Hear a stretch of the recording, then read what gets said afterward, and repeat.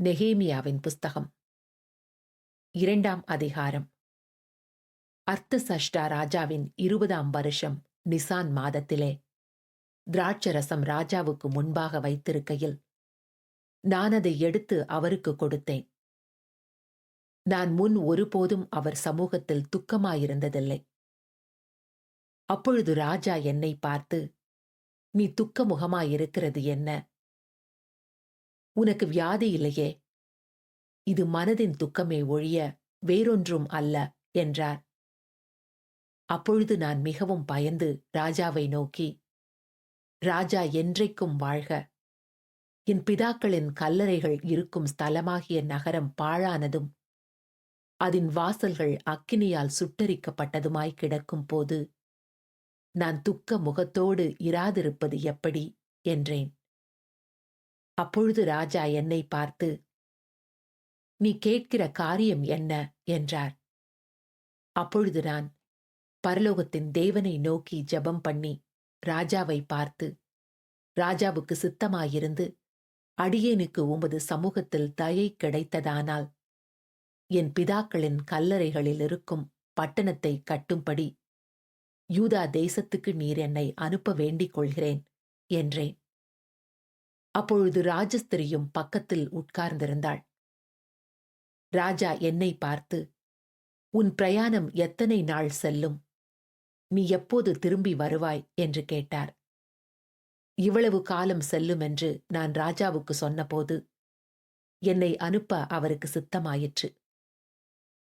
பின்னும் நான் ராஜாவை பார்த்து, ராஜாவுக்கு சித்தமாயிருந்தால் நான் யூதா தேசத்துக்கு போய் சேரும் மட்டும் நதிக்கு அப்புறத்தில் இருக்கிற தேசாதிபதிகள் என்னை வழி விட்டனுப்பும் படிக்கு அவர்களுக்கு கடிதங்கள் கொடுக்கும் படிக்கும் தேவாலயத்துக்கு இருக்கிற அரணின் கதவு வேலைக்கும் நகர அலங்கத்தின் வேலைக்கும் நான் தங்கப்போகிற வீட்டின் வேலைக்கும் வேண்டிய மரங்களை ராஜாவின் வனத்து காவலாளனாகிய ஆசாப் எனக்கு கொடுக்கும் படிக்கும் அவனுக்கும் ஒரு கடிதம் கட்டளையிடப்படுவதாக என்றேன்.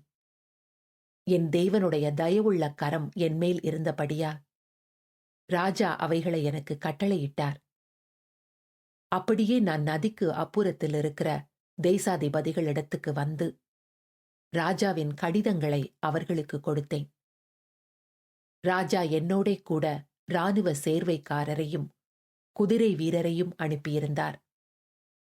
இதை ஓரோனியனான சன்பல்லாத்தும் அம்மோனியனான தொபியா என்னும் ஊழியக்காரனும் கேட்டபோது, இஸ்ரவேல் புத்திரரின் நன்மையை விசாரிக்க ஒருவன் வந்தான் என்பது அவர்களுக்கு மிகவும் விசனமாயிருந்தது.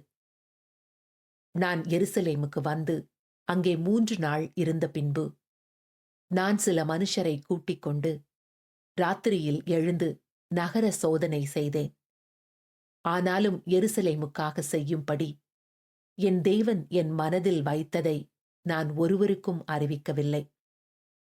நான் ஏறிப்போன மிருகமேயல்லாமல் வேறொரு மிருகமும் என்னோடிருந்ததில்லை.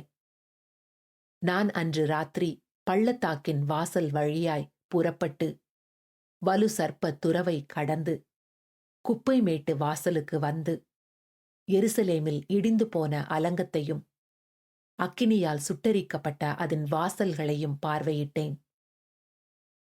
அவ்விடத்தை விட்டு ஊருணி வாசல் அண்டைக்கும் ராஜாவின் குளத்தண்டைக்கும் போனேன்.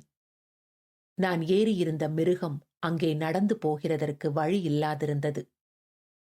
அன்று ராத்திரியிலே நான் ஆற்றோரமாய்ப் போய் அலங்கத்தை பார்வையிட்டு திரும்பி பள்ளத்தாக்கின் வாசல் வழியாய் வந்துவிட்டேன். நான் போனதும் நான் செய்ததும் அதிகாரிகள் ஒருவருக்கும் தெரியாது. அதுவரையிலும் நான் யூதருக்காகிலும் ஆசாரியர்கள் பெரியவர்கள் அதிகாரிகளுக்காகிலும் வேலை செய்கிற மற்றவர்களுக்காகிலும் ஒன்றும் அறிவிக்கவில்லை. பின்பு நான் அவர்களை நோக்கி, எருசலேம் பாழாயிருக்கிறதையும் அதன் வாசல்கள் அக்கினியால் சுட்டரிக்கப்பட்டு கிடக்கிறதையும் நாம் இருக்கிற சிறுமையையும் பார்க்கிறீர்களே. இனி நாம் நிந்தைக்குள்ளாயிராதபடிக்கு எருசலேமின் அலங்கத்தை கட்டுவோம் வாருங்கள் என்று சொல்லி, என் தேவனுடைய கரம் என்மேல் நன்மையாக இருக்கிறதையும் ராஜா என்னோடே சொன்ன வார்த்தைகளையும் அவர்களுக்கு அறிவித்தேன். அப்பொழுது அவர்கள், எழுந்து கட்டுவோம் வாருங்கள் என்று சொல்லி, அந்த நல்ல வேலைக்கு தங்கள் கைகளை திடப்படுத்தினார்கள்.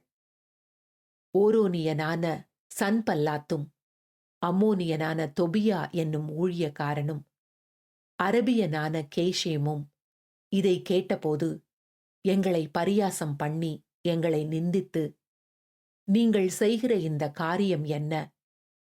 நீங்கள் ராஜாவுக்கு விரோதமாக கலகம் பண்ணப் போகிறீர்களோ என்றார்கள். அதற்கு நான் மறுமொழியாக, பரலோகத்தின் தேவனானவர் எங்களுக்கு காரியத்தை கைகூடி வர பண்ணுவார். அவருடைய ஊழியக்காரராகிய நாங்கள் எழுந்து கட்டுவோம். உங்களுக்கோவென்றால் எருசலேமிலே பங்குமில்லை, பாத்தியமுமில்லை. உங்கள் பேர் விளங்க ஒன்றும் இல்லை என்று அவர்களுடனே சொன்னேன்.